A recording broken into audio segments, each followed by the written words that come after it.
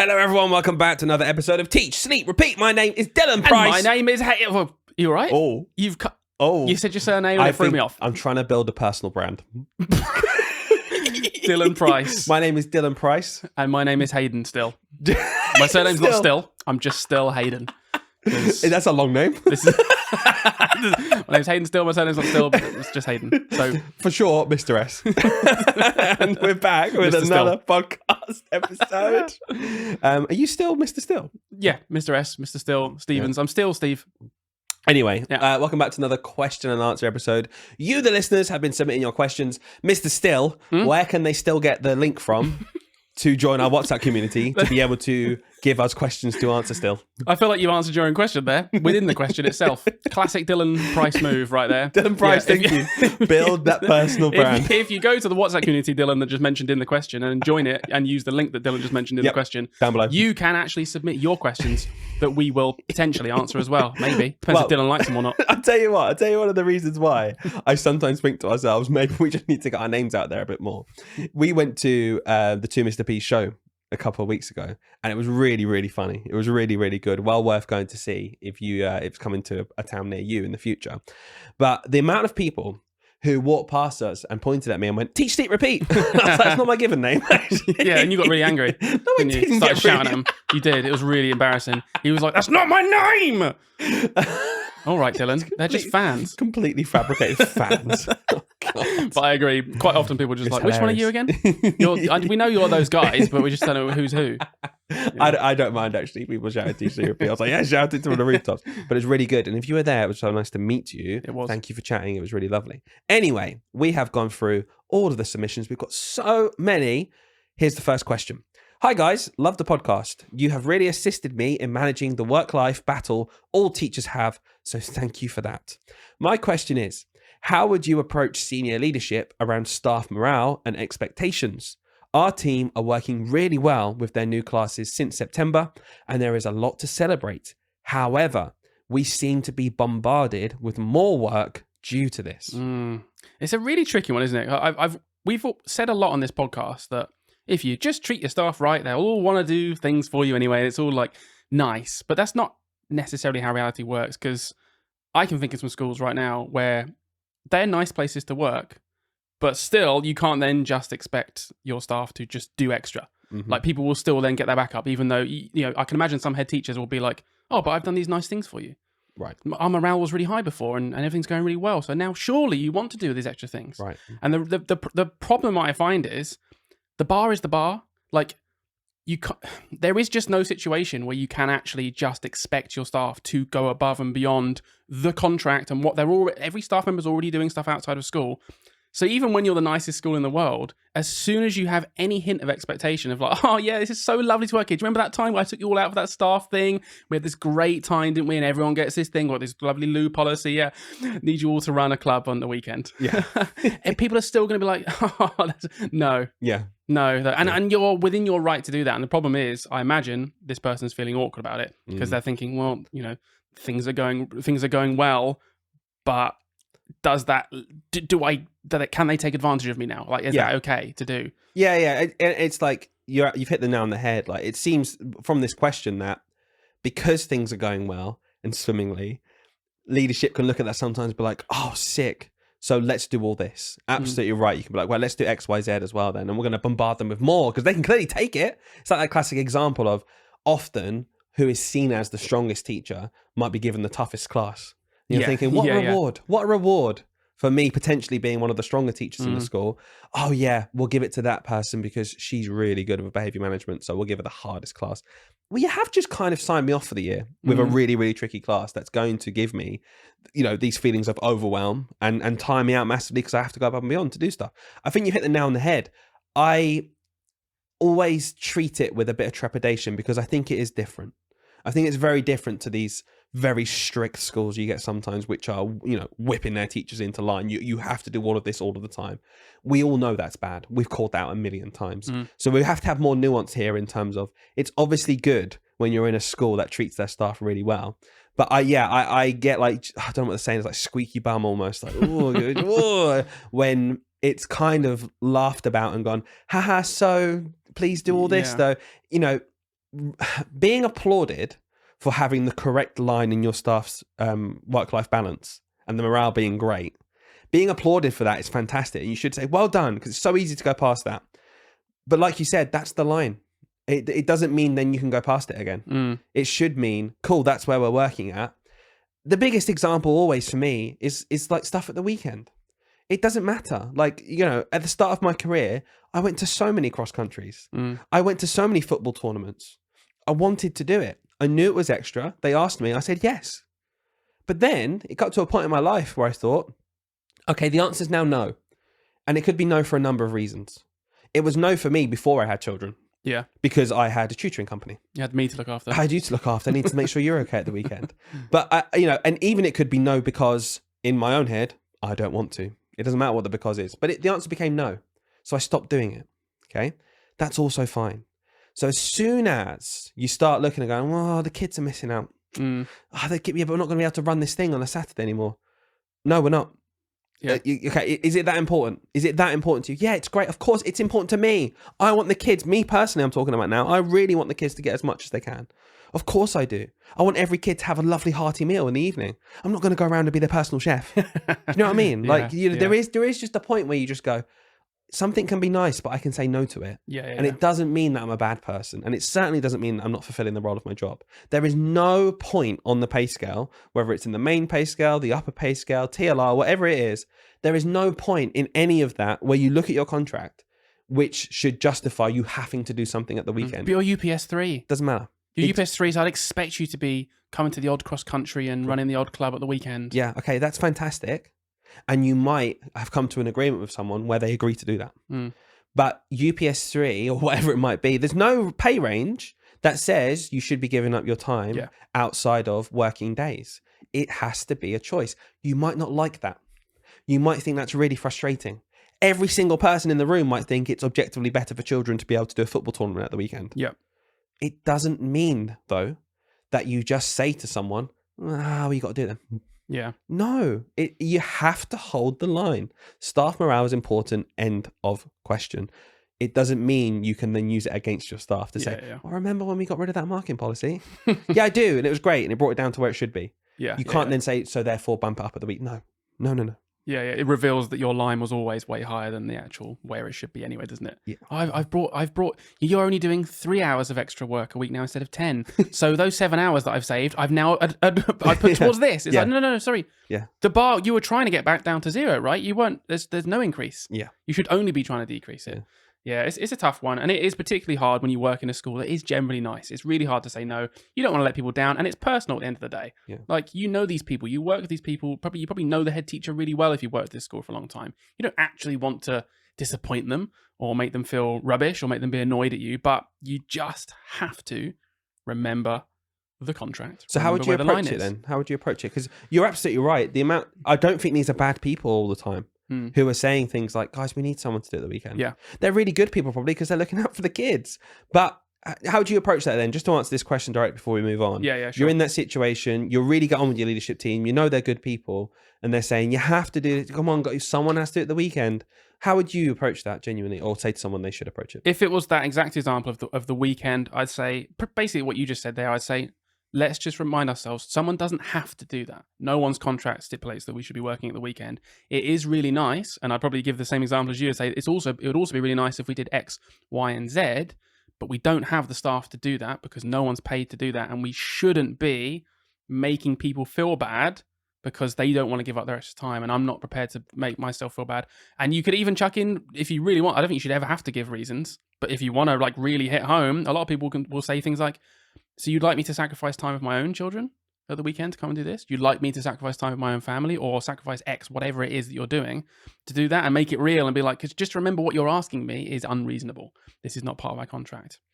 And that's it. And then they just say, I'm sorry, but I'll continue doing my job to a really high standard within the remit of the job. And if you want to change things within the job boundaries, I can't really complain. I can have my opinion, but ultimately, if it's in directed time, you want me to do X, but I want to do Y, well, okay, that's a different conversation to you saying outside of this contract time. So sorry, but I'm not going to be able to fulfill that. I know it's a bit disappointing, but we'll have to think of another solution. Absolutely. I think that's the right way to go about things. have to be brutally honest and clear. Yeah. That's what I'd say to people is be clear, be honest. Don't try and pussyfoot around it and say, oh no, because I've got this at the weekend. Well, that means you have to make up something else next time. You have to make up something else next time. The answer can just be no, because of this. And I think there is a small thing, just think about this question, because I feel like we've kind of gone off on one there. There is a small part to say, in other jobs, I imagine people not teaching listen to this being like, well, if I was in my job, right, and I had this project, and actually I did it in half the time because things are going really well, it would be reasonable for my boss to say, well, I didn't expect you to do that job this quick, but you are paid for 10 hours and you've done it in 6. So here's another bunch of stuff now you can do in those other 4 hours. Those people would be like, I wouldn't be able to just say, no, I did the job quicker. My morale's really high because I did it quicker. Now I should have those 4 hours off. Do you think there's any comparison between that example and what you think is happening in teaching? I think the biggest issue we have with teaching when it comes to people outside of the job looking in and saying those kinds of things, always happens in my job. I always go above and beyond. I always do the extra stuff. Is you have to remember that built into this job, we're already doing extra. This is what I always say to people. It's like, I'm like beating this drum against the wall. There isn't a situation where a teacher isn't already doing stuff outside the contracted hours, okay? And that is stuff that directly links to what's happening in the classroom. I've got to plan my lessons. I've got to mark based on the school's marking policy. I've got to have meetings with parents about, needs of children in the class. I do parents' evenings. I do open evenings. All this kind of stuff that's linked to the actual being in the classroom, delivering my role. I'm already doing that extra, and that is baked into the contract that we have to do a bit extra. So whenever anyone says, well, I'd do extra, I'd be like, yeah, I do. Yeah, I do extra. But when we're talking specifically about directed weekend work of doing stuff outside of my job, outside of my contract, there is no justification in the world to say that I should do it. You could say that maybe it's a nice thing to do. You can say maybe it's good for the kids. You can put an argument forward to describe anything almost. Okay, do you run an under-9s football club? Mr. Bricklayer, who doesn't have a child in that team? Do you run that club? Yeah. No, of course you don't. Of course you don't do that. I don't think you're a bad person, but if you did it, I'd be like, good on you, mate. That's quality. That's nice. Well, that's really lovely. Well done, pal. But if you don't, I don't demonize you. No. I don't say it's going to, you might have to go on a capability plan then for your building work. It's nothing to do with it. No. It's separate. And this is what's sad about this situation. Sometimes people feel like they can't do that because they think then they'll be targeted. As soon as they say no to these clubs outside of school, that's weird. There's 3 people who said no. Within 2 months, they're on a capability plan. Because of their planning of their maths, because they're being targeted. Yeah. Because it's not easy sometimes to speak up and say no about these things, but you have to do it. And as a staff, you have to do it collectively. And I'll say this again, I'm going to be really clear. If you're the kind of person who goes above and beyond and does all of this stuff, you are a lovely person that's doing really good things for the kids. But you have to be the first person in that meeting saying, I'll do this, but Mike, you should absolutely not expect anyone to. Yeah. And you need to be defending your colleagues, and you have to be a front on this. And you have to understand that you're not wearing this amazing badge of honor and doing an amazing thing, and you're not better than everyone because of this. You're doing a good thing that should be celebrated, but you have to defend your staff. Don't just watch as they're made to feel like crap because they're not giving up their weekends just because you chose to. Yeah. You should be the loudest in the room saying, I'll do this, but never ever expect this from anyone. At all. Yeah. Or me in the future, just because I did it once. I see that happen all the time. It's literally happened with Lauren multiple times because we got a child now, so our lives are very different. Years and years and years ago, Lauren did all sorts of extra. She did because she was part of the PE lead at our school years ago, and she did like a swimming club, and she went to swimming tournaments, and she did speed stacks clubs and tournaments, all this stuff. She did every cross country. Obviously, she just can't do that now. Like she just can't do that now. Okay, she could. Doesn't want to. Yeah, and even exactly that. Even if she could, that's what I mean. But because it's in the past, I see it all the time. I know people be like, "Oh, you used to love doing this. You can do this again." It's like, well, that's just because I did it in the past. Please don't then assume that my life is very different now, and I was doing that as extra. That wasn't the baseline. Yeah. So defend yourself for the future, because honestly, it will come back and bite you if you don't. Like but also defend your staff. Like you've got to protect everyone, including your future self. The only reason before we move on, I said then she can, is because I want that to be what everyone knows and understands, that you don't have to not be able, you don't have to have a reason that you can't do it to not do it. You could do all of these things. And let's say your Saturday morning is free and you can do it. I want everyone to know still that you shouldn't be forced to just because you can. Could Lauren leave Rivy with you for the morning and go and do, of course she could. Of course. Don't want to though. And it's absolutely fine. Yeah. And that's the end of it. It being a can or can't thing, almost irrelevant. If you did it in the past, doesn't matter. Doesn't matter. Doesn't matter. Yep, completely. Because I said in the past that don't hold me to account for this. I'm doing this one time, Yeah. and I know it's nice and it's extra. But that's it. Yeah. You know. Anyway. Completely. Absolutely right. Right. Next question. What is the most appropriate response to injuring yourself in front of the class? I accidentally shut the tip of my sausage in a filing cabinet and nearly swore. Lots of love, Carl Hickbread. Well, Oh, Carl, haven't we all been there? What a flex, eh? Oh no. How have you done that, mate? Are you telling everyone, are you? Oh, the filing cabinet on the other side of the room. Oh gosh. Yeah, it's so crazy, that filing cabinet that's by my feet. That's mad. That I can't. I don't know how I did that, everyone.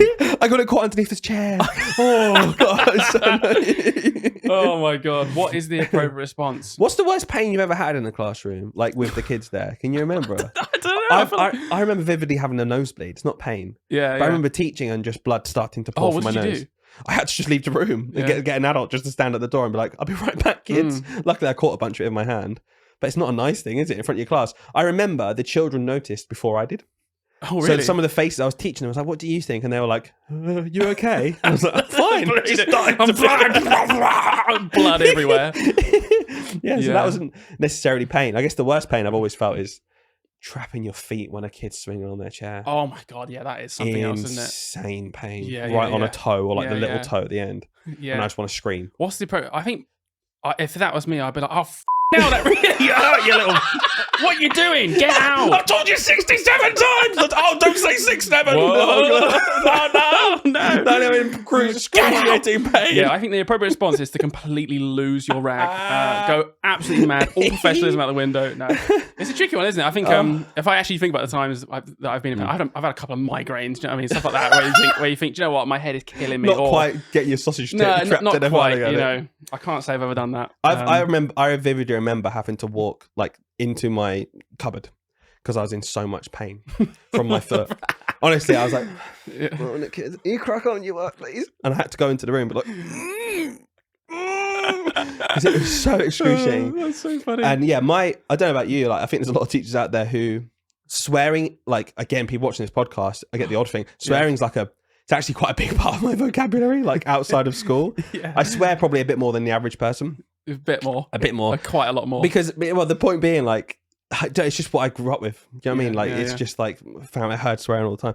So it's like kind of just within my vocabulary. And my first thought in my head, it took me a long time to learn this in school because the first thing that always came to my head was like, oh, fucking hell. Like, if something annoyed me, I'm like, for fuck's sake. Like, sorry, all the beeps in this episode. Yeah. But so I had to really train myself to not do that. Yeah. And I found, I don't know about you, when I do my teaching, like if you go into our YouTube channel where we're like modeling stuff or like doing a maths or English or anything like that, if I watch it back, I'm like, that's not me. Like you go into like an act, don't you? And it's the same with like the reaction But to like even this pain. to an extent, because we try not to swear, obviously, with a couple of swear words, but we do actively think. You should see the I'm not bloopers. gonna, sometimes This episode. we have stopped in the past because we've been like, I didn't actually want to swear there. I don't want to bleep it out. We've redone a bit. Yeah. I thought of one whilst you were talking. Go on. At the time I was in pain. It actually, I only talked because I knew you needed time to think about these and things, it came to me. You probably saw me start like giggling to myself when you were mid talking. Go on. So it's very linked to this in a way because it was only a couple of years sausage ago. It was I ate sausage roll. It really hurt my stomach. No, it was outside and we're playing with those they're like rugby ball shape with a bit of a tail. Whistlers that you throw them. I don't know what they're called. No, I know what idea. you mean. No. You know what I they mean? whiz through, don't they? Yeah, and you can launch them so far. Yeah. Just playing with a couple of kids. And one of them threw one at me and hit me right in the privates. Like, you know that absolute sweet spot that's like cripplingly painful. Yeah. And I had the massive stomach ache and I was like, oh my God. And they saw they did it. They obviously didn't mean to, but I was brought to my knees, honestly, on the floor. I was in so much pain. And they came over. And all you can do, I feel like, is just say, I'm in a lot of pain. It's going to take me a minute. There's no point pretending you're not and like trying to roll it off. Like, I'm in a lot of pain. That really hurt. It was just an accident. Don't worry. I'm just going to need a minute. And I just honestly had to like stay on my knees for like 30 seconds and then eventually got up and walked it off. It hurt so much. And the issue is your knees are so bad, you couldn't get up. Your knees were Yeah. excruciating I pain. added to the pain with my knees. But yeah, in that situation, if you injure yourself in front of the class, you've just got to be honest. I think I don't think there's any point in pretending you didn't. Sorry, kids, my sausage got trapped in the filing cabinet. Oh, bloody hell. Anyone see my knob get stuck in that cabinet there? Blimey. No, maybe don't say that. Yeah, but just honesty to a degree. yeah, it depends on what Yeah. it is. That's probably the Or only just- situation. Just hurt myself. Yeah. What did you do, sir? Whoa, just, you know. Yeah, it's funny Yeah. how the one that's written in, is probably one of the rare examples of where you can't actually just say what you've just done and hurt yourself. But My advice is to be honest and tell them exactly what happened. exactly. Apart from the question that we literally Apart asked. from this, this is the worst answer I've ever given. I remember one time, linked to this, it's not me, but I remember feeling absolutely dreadful because it was like the end of the year. Do you know when you go and play rounders on the field? It's a fell an afternoon. It's like, I'm Yeah. not doing this bloody lesson on or whatever it is. There's another bleep for you. I'll just go up to the field. We'll play some rounders. And the kids were playing and they were like, Mr. Price, come on. And their team was losing. I was like, I'll go in their team then. I was thinking I'm this big boy. Go on. I'll whack boy him for a Price. rounder. Get one with my Big boy big Pricey boy Price coming up coming in. in. And so this kid underarm threw it to me, ready, Yeah. and I smashed it. I absolutely smashed it. Oh, please don't say you hit Hit someone. his throat. Oh no! Hit What? the boy's What? throat. Hit the boy's throat. Oh my god! Yeah, of hit him all in the places. throat. Couldn't, like, of all the places in the world, like, where is Adam's apple? Like, right there. And I was like, this is the worst thing that's ever happened to me. That is So, awful. you know, immediately, like, I was like, oh God, That's what do I do here? mad. Because there's no need for me to have been in this Yeah, situation. yeah. I was literally just going in to just get around her and be like, Did you get hey, one? kid, no. You didn't even get around No, her? I didn't even around. Yeah, Oh I my left the God, kid in was the it middle worth on the floor. Oh no! One second, go run. I was last running. Running Someone around. help him! Yeah, someone help him. It's Sprinting. just, it's just you here. Shh. Class first aider. Off you go. So I got the round. Meanwhile, you got 5 rounders. Yeah. Kept going around. 5 rounders it counts, guys. That's 5. 5 for this team. We win. We win. Do you want to go in to get a wet paper towel on that? But anyway, I spoke to mum afterwards and I was like, I'm so sorry. We were playing rounders and it literally happened. And this kid was... How'd you even say that? I know. I literally. punted your son in the throat with a full pelt adult swing rounders. Yeah, but essentially. It wasn't a rounders ball, okay? Yeah. It was a tennis ball, which Okay, is, okay. you know, less hard. But Hmm. yeah, it wasn't nice. Obviously, I was like, mate, I'm so sorry. Yeah. Spoke to mum. Mum was fine. He was fine as well. He actually found the funny side of it. Yeah. Because he was the one goading me because he was the bowler as well. He's like, yeah, come on then. That showed him, didn't it? Right. So, but yeah, mum was fine about it. Showed It all went through. Good aim. So I felt absolutely awful. Yeah. So in that situation, again, honesty is the best policy. I wanted to show off in front of some 8-year-olds actually, and I into the throat. And it worked though, didn't it? It did work. You did show off, and everyone will remember that. So No one ever forgot that game around us no. in a jiffy. yeah, that's so funny, honestly. All right. Anyway, next one. How to be a good teacher when you have a cold and feel all round rubbish instead of just being a miserable old cow. I feel so guilty when I get home, even though I've not been horrible, just not my normal bubbly self. But I just find it so difficult when all I want to do is just lie on the sofa and recover and recuperate. Did you write this in? Because you are quite snotty Anyone right now. listening to me right You now? sound awful. No, mate, I'm not a teacher anymore. The fact that well done. Just before you read that question, we had to cut because Dylan needed to cough off camera because he feels so rubbish. That's hilarious. How do you be a good teacher? I don't know. It's a weird one, isn't it? Like you're still a good teacher if you're a bit poorly. It doesn't make you. You're not. I mean, I'm not a good teacher anyway Because because I'm not a teacher anymore. Hey, woo. Go on, you go. No, I'm just gonna say that I think you know it's something we said recently about every single day that you're a teacher. There's 190 days you're with the children. There's absolutely no way every day can be on the same level. No. It's impossible. It's just human nature that we have peaks and troughs. And being ill is going to be one of those troughs. And you have to understand that you did what you could. Did you maximize what you could have done that day? Well, with the cold and feeling like crap, yeah, I did actually. Maybe it wasn't at that level where if I'm firing on all cylinders. But for that day, in that situation, I did what I could. And I think if you reframe it like that, my advice would be not to maybe change what you're doing at all, but just change your reframing of what's going on. Yeah. Because beating yourself up about it when you're ill, if you went into school still, let's say you're not contagious, but you just feel a bit run down, and in those situations, you should still go in if you're not going to make anyone else ill. Absolutely. I don't think you should just take days off willy-nilly. But if you've done that, you've gone in, done your best for the kids, left everything on the table, get home, feel like crap still, I'm sure you've put in a good shift. If you ever felt like that, when you felt like that in the past, were you quite honest with the kids? Because I always found, because they're such a nice, you build yeah. like that personal relationship with the kids. I'd just say to them, guys, I'm feeling a bit run down today. I might not be doing things exactly as And they normal. took massive advantage of you. Huge advantage of it, Okay, yeah. licking our lips, right, we got him. Mr. Still is still ill. Oh, chucking things at me. Well, doesn't mean you can throw things at me. I can still see that. I was quite proud of my Mr. Still is still ill. You didn't really. Sorry, you I didn't was too busy that's thinking it, of my next it's line. fine. Not really a Mr. conversation Still. we have, is it? No. Just two separate Yeah, thought it trains, is. and we're just Yeah. waiting for the other person It's to like stop. kids at nursery, isn't it? Yeah, It's like they're just all parallel. there. It's parallel play, Playing. not actually interacting. I've got everything I want to say. You've got everything you want to say. We just go back. And it's just a battle. Who do you like the most? Like me the most? Like me more? Like me more? Listeners like me. Not Dylan. If you like Hayden more, leave us a review. If you like me more, leave us a review. Oh, that was clever. I wonder which one. Yeah, that's funny. Yeah, that's good. If you think Dylan's funny, leave a review. That's not, Oh, it's not funny. oh. It's not. I can think of it. The thing Right? is, you got editorial, snip, final cut on this. You can just cut it out. Right. Anyway, so that's me. I'd be reframing it. I'd be like, you can have crap days. In terms of being honest with the kids, yeah, jokes aside, absolutely. The amount of times I would say to the kids, guys, I've got a banging headache right now. Sometimes I said it when I didn't, just because it worked so well. They'd respect you. So like every now and then, you'd be like, guys, I can't really speak loudly because my voice, and I've just got a bit of a headache. Yeah, but in general, they're actually quite good. Not like you'd be horrendous to teach. Yeah, but in general, they're just like, oh, okay, and they crack on. So yeah, I've used it sometimes, even when I've not been ill. And if you are genuinely too ill, Right. as Dylan said many times in the past, the best thing you can do to be a good teacher is not come in. Honestly, there is a point where the literal best thing you can do is just not be in school spreading your illness. Yeah, like just stay at home and then recoup quicker, and then you can come back in. 110 million%. Wow. Next up, I'm new to maths leadership after 9 years leading English, and I have a very old school colleague who is very resistant to change. But maths is an area of weakness at my new school. Any advice for this and maths leads in general? Very tough one. Really, really hard when you've got a member of staff who just blocks everything. Like it's very, very, very hard because you almost cannot get around that without just being like, well, I'm putting my foot down. Like this is how it's going to happen. Okay, straight away, before we get into this then, do you not think that we sometimes champion that a bit too much? Champion what? Saying no.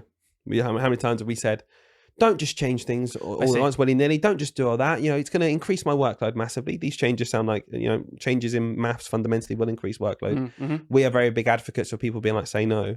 Someone hearing you at that point saying, oh, it's tough when people just say no, isn't it? Feels to me kind of hypocritical. Yeah. So how would you address that? I think that's fair enough. I think that's completely fair. I'm going in with the mindset here that this person is making a reasonable change. So maybe I shouldn't have presumed that. No, but okay, so even if it's not a reasonable change, let's say maths is dire. Let's say change is needed. Yeah. It's literally needed in this school because it is dire.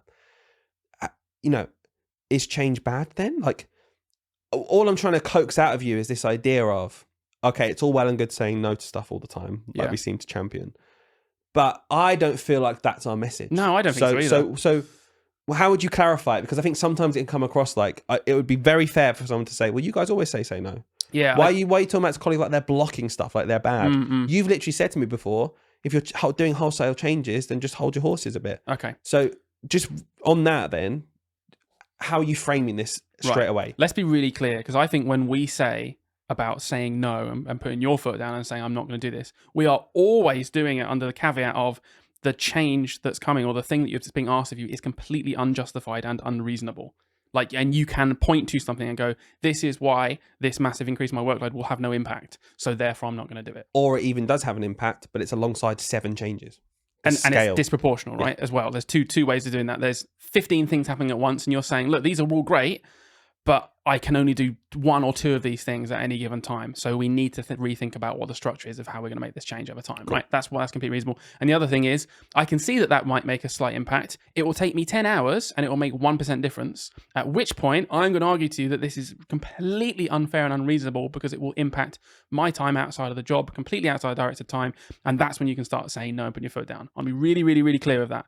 But if you're simply in a situation where maths is in a dire situation, and the maths lead is saying, I've got a plan for the next 2 years, I've got a plan for the next year, and they've thought about this being reasonable. It's not an unreasonable amount of extra workload. Like we do as teachers, we are simply expected to plan and deliver lessons. That planning sometimes does take a bit longer than other times. There is a bar, when it goes way beyond that, that's when we're saying you can say no at this point.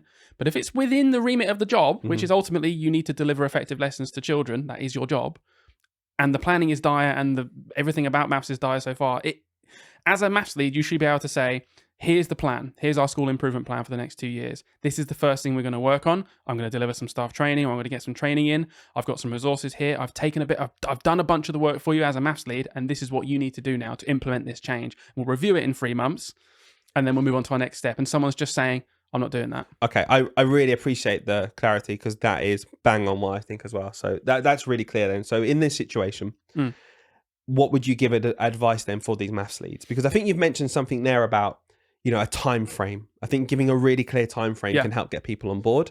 I think all of the things you've talked about are very, very clear to me. Okay. I really want to narrow down into, you are literally working with someone who just has the mindset that what you're doing is bad. Yep. And it's not. Let's just say it's not. It does need revamping, but they've been doing it for 25 years. They say it works for me. It's great. But as a school, you do just need to move in this direction. Mm-hmm. How do you convince them that a different way might actually not only be better, but not be so bad for them to implement? Yeah, sure. I think there's 3 prongs to this. Number 1 is actually talk to this person, develop a genuine relationship with this person so they can actually like talk to you and trust you. I think if you don't do that bit, a lot of leaders don't do that. And he's like, it's just like talking to a brick wall. You don't know who you're talking to. Develop a relationship with them. Number 2, do it yourself. Like actually show them. Yeah. You need to give them something. You can't just say this is going to work in my ideological world. Show them. Maybe you've been doing it for a couple of months already, whatever this change is, and literally put the comparison in front of them and say, look, this is what we're doing before. There's some pros and cons to what you're doing, and this is really great, but these areas are really weak. And actually, look at the way we're doing it here. We can maintain these pros that you like about what you are doing it, and we can really develop these weaknesses. And I've done it for 2 months, and have a look. Don't you agree? Show them. And my third prong is back it up in research as well. If presumably you're doing this because you've learned about it from somewhere, show them that as well. Say, this is why we're doing it. It comes from all this research here, all these studies have shown it's really effective. This is me doing it. And you can see the comparative effect here and how good it is. And also, I'm talking to you face to face, and we can arrange some more time to talk if you want to go through it. And I'm happy to continue developing this positive relationship with you so that we can make the change we actually need to make in our school. As a leader, I feel like circling around those 3 things, you can generally turn people onto your side because they realize you're not just some top-down pressure who wants to make a name for themselves, and you don't really care about what you're doing. You just want to be the guy that's put their foot down and controlled everyone in the school, because I think that's what people think sometimes. You're actually just a reasonable person who wants to develop the quality of teaching and learning in your school. And 99.9% of teachers, when they realize that that is your true motive, will actually be on your side, because guess what? That's what they want to do as well. They just want to be good teachers. Do you think there's much room for compromise as a leader? I've always found this really, really fascinating, to be honest. You talked about not wanting to be the leader who comes in and puts their foot down and said, this is better, do this, because it can ruffle some feathers. However, there might be some situations where it is better. It just is better. And you just, as teachers, you just don't like change. You've done it your way. It works for you, but there is a better option out there. Is there room for compromise? Like, because I'd say to leaders out there, maths leads, especially, I'm coming from my kind of point of view of maths, the amount of times where we've implemented things, we've said, right, we're going to use this. Here's your freedom. And we've said, here's the structure and maybe the progression that we have to map across. There's certain stuff that I, as a maths lead, need to implement. I have to put this in place, guys. I need to make sure that in a year 3 classroom to a year 4 classroom to a year 5 classroom, the individual child is getting a really good, sensible progression. I have to make sure there's coverage across the curriculum. I have to make sure that what we're doing in terms of how we're recapping basics and fundamentals, and how we're moving on to the lesson and covering the curriculum, and how we're doing interventions, and how we're looking at data and filling gaps, that also needs to be consistent. I need to know that's happening.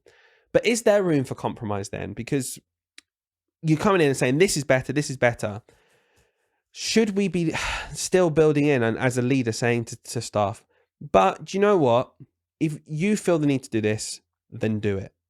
Or do you think there has to be, from the top down, all across, you convincing them to do it your way? I think ultimately that's the goal, is top down trying to convince people to do it away. But I think you cannot do that without compromise. I think it's I think it's literally impossible. I think you have to look at your staff team as a leader and consider everyone on a personal, individual level.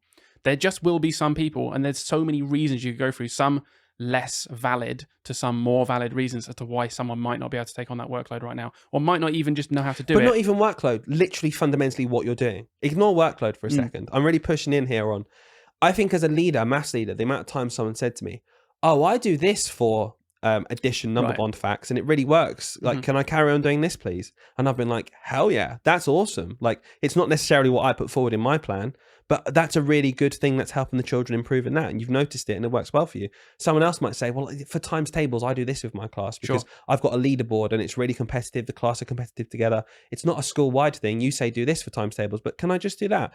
And I've been like, yeah, that's great practice. What I'm talking about is individual teachers who have their own ideas and things that work well for them. I think I'd disagree slightly, and I'd say that is fundamentally part of being a good leader. Yeah. And it's not just about convincing everyone to do it my way. It's about being a team. I've maybe got the expertise in what's good and what's bad in general, but I can't pretend that my staff out there, some of them won't know more than me in certain things. When it comes to these little bits and bobs, I think the best leaders look at it and go, do you know what? I'd be changing that for the sake of it, maybe for my own ego, maybe for my own vanity. And sure, it might be rooted in research and I know it works, but do you know what? Clearly that works as well. For the benefit of the class as a whole, the teacher will be happy if they're just doing that. It's 5 minutes a lesson. It's working great for the kids. I'm not going to say no to you. And I think that's where I'm talking about compromise. It's like, Sure. I might have this 100% utopian idea of in my head what everything should look like all the time. And I can see then when people push back, why leaders might go to that. Well, I've tried to convince you. It's not working now. Tough. You're all doing it this way. I think the best leaders go through that process of trying to convince people to do stuff. But on the way, they go, yeah, I'll concede that. That's cool. Bring that in. Cool. And by the end, you're looking at maybe 80% of what you wanted, 5% of this teacher, 2% of that teacher, And even not just everyone does stuff that teacher does now, but just the freedom to say to your staff, this is what we're doing. We have to, it's fundamentals here. We have to do this coverage. We have to have this progression. But if you want to do your times tables like that, let's do it and feedback. And we'll see, I'll say to everyone, look at this great practice. Try this out. Look at that great practice. There can't be one way to do something. I think that's absolutely fine. I don't disagree with what you said at all. I think I was very much going down the lens of assuming the thing that people are doing is simply not good enough. Sure. Whereas I think in that situation, I think that is the ultimate outcome. It still stays true to what I'm saying, because what I'm saying is ultimately you want to convince everyone to be doing the best thing for the kids. If they happen to already be doing something that you would say is equally good for the kids, then of course you're going to compromise and let them carry on. If the compromise is, I really want to do this thing and it's absolutely objectively terrible for the kids, you're not going to be like, all right, you can do that one thing. I've got 80% good stuff now. 3% of it though is absolutely dire. The thing they're doing for their times tables is blow dart maths. It's absolutely dreadful for the kids. I wouldn't compromise on New that listeners, thing. I think it was. Do you know what I mean? Like the compromise. Do you know what you've made? I'm thinking of a separate thing. Yeah, you're absolutely right. You're absolutely right, because I guess I got my back up a little bit in that situation of just like, I think you're just trying to convince them to be your way. I guess maybe we can come to some kind of middle ground here, which is just like you're trying to get the best out for the kids. And everything you said, I think, answers this question really good. We kind of moved on a little bit to, as a leader, what your advice would be. Yeah. My advice would be, though, be open to compromise. Be open to compromise. And you're like, they're not coming along with me 100%. Okay. Do you know what? Can we get them 95%? Yeah. Even if a part of that is just not ideal. Well, you've moved the dial on like 9/10 of things. Like, progress is progress at the end of the day, and you can work on stuff. And it might be that in the first term, you make a 20% move. We've tried that, and now cool. Okay, I've also been trying this with times tables. Should we give it a go? What do you do? We'll run it side by side. Oh, actually, at the end of Christmas, your class seems to be doing better at times tables. We'll keep that. Maybe that works. Great. Okay, cool. Definitely. We've not moved the dial. Not moving the dial doesn't mean failure. I think if you're in the right systems and do it the right way, not moving the dial can be a real positive sometimes. A good thought experiment could be, for this person, other people in the same sort of situation, think about that teacher who's resistant to change, right? And I want you to think about their practice. Make sure you know their practice for a start. It's so easy to like get people's back up because they think, you don't even know what I do. Make sure you actually go and observe this person and see what they do. Look at their book. Like, find out exactly how they do things before you start saying everything they do is wrong. Right. And genuinely, because I think this will be true all the time, is 0% of what they do effective? Yeah. Because of course that's not going to be true. Of course. I want you as a leader to look at that person who you think are really resistant to change, and I do need to implement some of these changes for good reasons. Look at what they do and find the things that they're actually really good at and praise them for it and say, continue doing that. And here are the things we are going to change. Work with them. Don't work against them. They don't need to. They probably like that because they've experienced in the past too many times people coming in, don't really know anything they do and just saying, scrap everything you're doing, do this now. Well, why? What I'm doing is really effective. Don't care. Do this now. And they're annoyed. They get their back up because they think people just change stuff for the sake of it. But if you go in and say, wow, that works really well, like you said, there's your compromise. That works really well. I'm going to implement that in with our policy. I want everyone to start doing what you're doing here. But here's another thing I've seen from another good teacher or part of my policy that I really want to implement this as well. Can you give it a go? And you'll find that you can just make change more subtly. That you think is good, like that, and doing everything you've said as well. So I really like how you press next on the PowerPoint. Keep pressing next on PowerPoints, but here's all the PowerPoints you use it for now, and here's how you teach. But keep pressing. The way you press next on that PowerPoint is so good. Well done, you. Yeah. Next tip: don't be patronising. To find genuinely good things. Don't just say you walk around the room with such grace. Where'd you get those shoes? I'm gonna make a policy for shoes at school because everyone should be wearing those shoes because the shoes you walk in are bloody fantastic. They're Crocs. Right. Yes, Crocs. Very comfortable. Yeah, that was an interesting question. That one. I Really, like that chat. really good question. Let's do another one. Yeah. When visiting a new school for interview, what key things should I look out for, and should I ask to make sure that it's a good place to work? Oh, I love this question so much. Can Go teachers on. wear Crocs at this school? That's number one. I honestly think that. Can Do you teachers know wear what? Crocs? You say number one. Do we number things when it's just one of them? Just That's it. one thing. If That they is can it. wear Crocs, then you know it's a good place. Can you? Go on, you teach them start. to wear Crocs? You seem passionate and excited. No, the reason I love this is because I think it's so important for especially new teachers to be equipped with these ideas. And the first thing I'll say to you is, how do I put this? You can go and look around a school, and there are certain things that schools can put on, lie about, exaggerate, make sound good. And there are certain things that you can't fake. Right. So what I would say to you is, if you're walking around with the head teacher of a school and the head teacher is going on about how amazing life is for the staff and how brilliant the children enjoy themselves, and it's just you and the head teacher walking through the corridor, take it with a pinch of salt, because literally anyone can say that. I'm not saying they're wrong. No. But what I'm saying is it doesn't mean they're right. There's things that you can put lip service to make sound amazing. Okay. So when it's with that, still ask those questions, still say, what's your policy when it comes to marking? Still ask about, do the children enjoy school? Still ask about the timetable, still ask what's expected from staff. Do you have to run clubs and things like this? Because it's hard to barefaced lie and say, no, we don't expect clubs of our teachers. And then you join and it's like, oh no, actually we did. I just lied to you. Yeah. That won't tend to happen. Yeah. So this, I'd still ask all those questions, but I'd steer people in a direction of, what can you not pretend? What can you not put on for a walk around? And for me, I say this all the time, it really is the way that people, and I say people because I mean everyone, every single role an adult has, and every single child, how do they interact with each other? How do they naturally interact and talk and treat each other? Because I don't think you can fake that. And for me personally, this is one string, okay? Because we talked about workload a million times, and that can be separate. Yeah. But I do find that if you go into a school and, the site manager is in the office with the office staff, and a teaching assistant walks in and there's a child delivering the register, just look at that.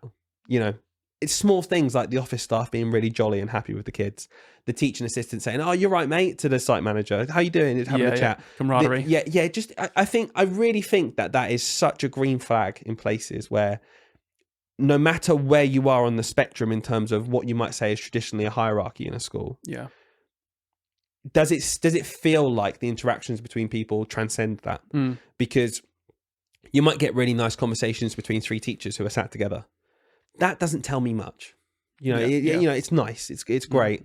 But then when the head teacher walks in with you for a tour, how do they react? Yeah. Is it relaxed and like, hey guys, how you doing? That's nice. Oh yeah, brilliant. Oh, nice one. Yeah. Or is it, you notice the shoulders go up and like, oh God, I've got to get back to work. Because, what's that like? What's the dynamic like? Does the head teacher know the children? Does he walk past the corridor and the kid opens the door for them and they go, "Oh, thanks, Frankie." Just things like that. And this is the reason I love this question, because schools are unbelievable places to work in when you're in the right school. The sense of community is unbelievable. It's genuinely one of the best parts of the job. Honestly, I'd love it so much, where you just feel like a team. And I think when different members of the staff team and different children and all the roles come together and just have this balance and equity, I love that. And I think, I want to be part of that team. So that's a huge thing for me, I'd say. Maybe you can go into some more hardcore stuff that actually is, what workload, etc. is. But I think unless that's right, I'm not bothered about working in the school. I was going to say, and it was one of your last ones, the biggest one for me, so I'll just summarize it quickly because you basically said it, is how people respond when the people that are showing you around walk in the room. Yeah. That one to me is like, keep a Why real... do you think that's key? What does that show you? It shows what kind of relationship the staff have with their superiors. And I think that's really important in education, where it is the tens of thousands of people are leaving this job all the time. There are lots of toxic places, and workload can be dire so easily in so many places. Seeing how your head teacher and the staff respond to each other and just react, like you said, if they're getting their shoulders up, or if a teacher looks like they're getting nervous when you walk in their classroom, Yeah, it might be just because they just get a bit nervous when anyone comes in. But if it happens like 17 times, you go in all these different classrooms, I would be thinking, I wonder why that is. But then they go to the assistant head's office, hey, my guy, and they're already batting. Yeah, It stands out, doesn't it? It does stand out, and that is genuinely like the biggest thing for me is literally that, like you said, because it's hard to fake people's reactions to how people. Because I can think of a school I worked in right now where if the head teacher came round, I would be sweating. Yeah. Because I'd be thinking all they want to do is catch me out, and and make me feel rubbish. And I can think of a school I've worked in where if the head teacher came in, all I'd be thinking is how can I have some banter with them right now with the class, because the class will love it. Get them involved for a few seconds. Yeah. And then they're going to go away and do something else. Like, and it's just, I like having them in the classroom. Yeah. It's another body. It's another, it's fun. Yeah. And you could so easily, if I was walking around, and looking at myself in those two situations, I could very quickly tell which school I would not want to be working in, clearly isn't very nice, and which school is probably quite a nice place to work in. But obviously, on top of all that, you would just be asking the good questions, like you said at the start. Just literally find out as much as you can without being too over the top, because I think there can be a point where someone might be like, crikey, just ask a few key questions about workload, what the policies are like, what's the corridor display, like, looking around the corridor displays. Oh, these are really nice. How do these, what's your sort of policy on this? Oh, well, once a term we give our TAs a day out, and they come around and whip up some displays. Oh, fantastic. Yeah. Or, we just expect our teachers to change them every 2 weeks. Ah, okay. Interesting. Interesting. Different responses there. Do you know what I mean? Yeah, so true. Stuff like that. You just find out little bits about the workload and the policies that you can, and then just make an informed decision. Get the feel for the school, a few legitimate questions, put it all together.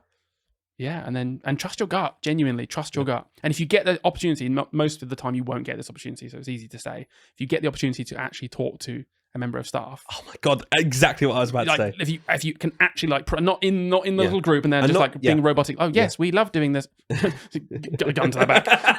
We love being prodded. We love the workload policy here is great. An actual conversation. You just say to them, oh, what's it like working here? Thinking about applying. Yeah. Is it a nice place to work? Like, what's your work life? Have you watched the film Get Out? Yeah, where the guy goes to the family reunion, and then there's one just guy like crying, like, "This is a great place to be." Yeah, I have seen that. It's a good film. Yeah, so I agree lots completely. To think about, isn't there? Really, talk to people. That's the best thing. And someone once said, would asking this question put people off hiring me? And I always think about that. I'm like, it's so interesting, because there's clearly two ways you can go about it that are just legitimate, which is, yeah, do you know what? Pushing too much about how little work you want to do at the weekend might put you off getting the job. Yeah. But my thought is always, if that puts off someone hiring me, then I don't want to work for them. There is a line that you have to decide personally where you think, is that a reasonable question to ask? Do I really need to know this? Like, is it a deal breaker? Because if it's a deal breaker and it makes them not want to hire you because you asked it, well, it's a deal breaker. So you don't want to work there. Deal is broke. Right. So you need to think where that line is for you. Because that's true. There might be certain things where you're like, oh, ideally that, but do you know what? I just want to get my foot in the door. In general, I see all these pros and cons. You're never going to find a school which is 100% pros. No, of course not. Never, ever going to happen. No. So yeah. But there is a fine line, I think, between, again, just being a little bit, I don't know, just not painting yourself in the best light. Even if some of those questions are good, it might, if someone asks 5 questions in a row, and the first one was, do you have to mark much here? And the next one is all the planning provided for us? Yeah. And the next one, and it's all questions like that like you said, make you sound like you just don't want to do any work, even though they're probably realistically just reasonable questions to ask. If you ask 5 in a row, I can understand why some leaders might be a bit like, just a bit put off, just about your personality, just thinking, why are they obsessed with these things? And just like, okay, like you don't seem like a good person to have. I don't know. That's true. It's true. You have to balance what your perception is, what you actually are, and what you need to know before going in for a role. Yeah. Because the amount of people I hear about who get a job and they go in and it's very different to what they thought it would be. That's how I'd finish off answering this question, is like, no matter what you do, it will still have differences when it comes to getting into the school. Yeah. Right, Dylan, I think that's it. We've run out of time. We've had some great questions today. Continue to write these questions in. Don't forget to share the podcast. It's not that easy, is it, doing a sign-off? You will normally do this. Easy. So I've got thrown over to you there. I wanted to say like and subscribe, but it's not YouTube. So it is on YouTube. It's YouTube as well. So you've no idea what you're talking about. I'm really messing this up, Stop Dylan. talking. Guys, take over. Despite this absolute car crash of the ending of the episode, please do leave us a review wherever you get your podcast. Send it to someone who might find it useful. And as always, my last question, Hayden, anything to say before we finish? I just want to say you're really good at doing the end of the podcast. Please can you do it every single time. See you guys next time.